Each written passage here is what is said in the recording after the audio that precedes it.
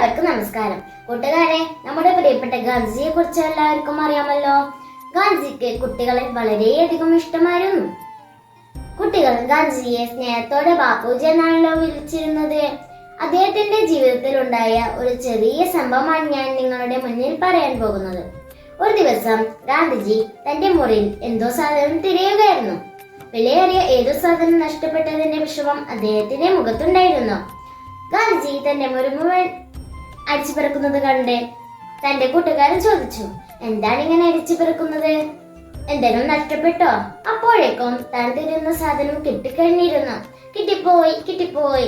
ഗാന്ധിജി സന്തോഷം കൊണ്ട് തുള്ളിച്ചാടി.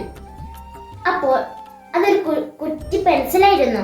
അത് കണ്ട് തന്റെ കൂട്ടുകാരൻ ചോദിച്ചു, ഈ കുറ്റി പെൻസിലിന് വേണ്ടിയാണോ താൻ ഇത്രയും പാടുപെട്ടത്?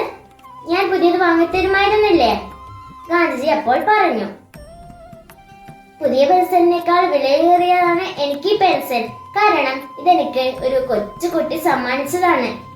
കൂട്ടുകാരെ, ഈ കഥയിൽ ഗാന്ധിജിക്ക് കുട്ടികളോടുള്ള സ്നേഹം എത്രമാത്രം ഉണ്ടെന്ന് മനസ്സിലായില്ലേ?